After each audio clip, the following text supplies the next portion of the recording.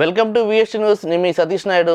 భారతదేశం అంటే అభివృద్ధి చెందుతున్న దేశంలో ఉచిత పథకాలు అమలు సాధ్యమేనా? అభివృద్ధి మౌలిక వసతులు ఆగిపోతాయా? మరి పార్టీలు ఇస్తున్న హామీల వల్ల ఆర్థిక సమస్యలు తప్పవా? రాష్ట్రం అప్పుల ఊబిలో కూలిపోతుందంటే ఎలా సాధ్యమని చర్చ ఇప్పుడు నడుస్తుంది. Watch the story. కర్ణాటకలో గత ఎన్నికల సందర్భంగా అక్కడి కాంగ్రెస్ ప్రభుత్వం ఉచిత హామీలను తెరమీదకు తెచ్చింది. వాటి వల్ల రాష్ట్రం అప్పుల ఊబిలో కూరుకుపోయింది. కర్ణాటకలో కాంగ్రెస్ ఇచ్చిన హామీల అమలుకు ఏడాదికి 50,000 కోట్ల పైమాటే అవసరం కాగా, ఇక రోడ్లు, అభివృద్ధి ప్రాజెక్టుల మాట ఏమిటన్నా సంశయం తలెత్తింది. ప్రస్తుతం ఆ రాష్ట్రంలో అభివృద్ధి ప్రాజెక్టులు మూలన పడ్డాయన్న విమర్శలు వస్తున్నాయి. తెలంగాణలో ఎన్నికలకు ముందు కాంగ్రెస్ పార్టీ 6 గ్యారంటీల పేరుతో ఉచిత హామీలు గుప్పించింది. అయితే వాటి అమలు విషయంలో కొంత అటు ఇటు వ్యవహరించాల్సి వచ్చింది. లోక్సభ ఎన్నికలు వస్తున్న తరుణంలో హడావుడిగా కొన్ని హామీలు అమలు చేసి మిగిలిన వాటిని వాయిదా వేసినా రాష్ట్రం అప్పుల ఊబిలో కూరుకుపోయిందనే వార్తను తెరమీదకు తీసుకొచ్చింది.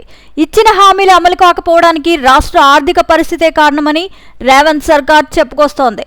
అసలు ఎన్నికలకు ముందే బీఆర్ఎస్ పార్టీ తమ అభిప్రాయాన్ని స్పష్టంగా తెలియజేసింది. కాంగ్రెస్ ఇచ్చిన హామీలన్నీ అమలు కాని హామీలని, తాము ఏదైనా చెబితే అమలయ్యేవే అయితేనే చెబుతామని వెల్లడించింది. చేసేవే చెబుతాం, చెప్పినవి చేస్తామంటూ బీఆర్ఎస్ పేర్కొంది. ఇప్పుడు పరిస్థితి దాదాపుగా అలాగే కనిపిస్తోంది.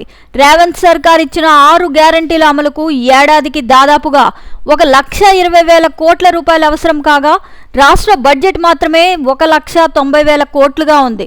అంటే దాదాపుగా బడ్జెట్ మొత్తం ఉచిత హామీల అమలుకే సరిపోతే ఇక అభివృద్ధి పథకాలు, రోడ్లు, మౌలిక వసతులకు నిధులు ఎక్కడి నుంచి వస్తాయని ఆర్థికవేత్తలు ప్రశ్నిస్తున్నారు. ఇక ఆంధ్రప్రదేశ్ విషయానికి వస్తే ఇప్పటికే నగదు బదిలీ పథకాలు, ఇతరత్ర సంక్షేమ పథకాల వల్ల ఇప్పటికే రాష్ట్ర ప్రభుత్వం అప్పుల ఊబిలో కూరుకుపోయిందనే వార్తలు వస్తున్నాయి. అయితే ఇటీవల ఎన్నికల నేపథ్యంలో వివిధ రాజకీయ పక్షాలు ఎడాపెడా హామీలను గుప్పించాయి. ప్రతిపక్షంలో ఉన్న తెలుగుదేశం పార్టీ తన కూటమి పక్షాలైన జనసేన, బీజేపీలతో కలిసి మినీ మేనిఫెస్టో, మెయిన్ మేనిఫెస్టో అనే 2 పత్రాలను జనం ముందుకు తీసుకొచ్చాయి.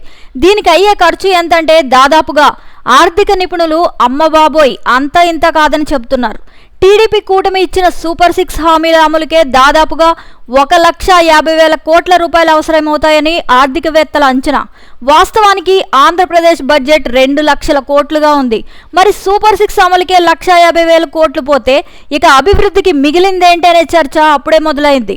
ఇలా అమలు కాని హామీలు ఇచ్చి ప్రజలను మోసగించడం కాక మరొకటి కాదని పలువురు విమర్శించారు. మినీ మేనిఫెస్టో కోసమే ఇంత ఖర్చు అవుతుంటే ఇక మెయిన్ మేనిఫెస్టోకు నిధులు ఎక్కడి నుంచి వస్తాయనే ప్రశ్న కూడా తలెత్తుతోంది.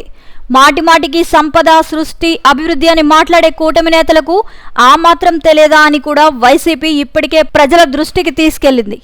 ఏది ఏమైతేనేం అధికారంలోకి రావడానికి అమలు కాని హామీలిచ్చే పార్టీలు ఆ తర్వాత అమలు చేస్తాయా? ఒకవేళ అమలు చేసినా ఆంక్షలు పెడతాయా అనే చర్చ అప్పుడే ప్రారంభమైంది.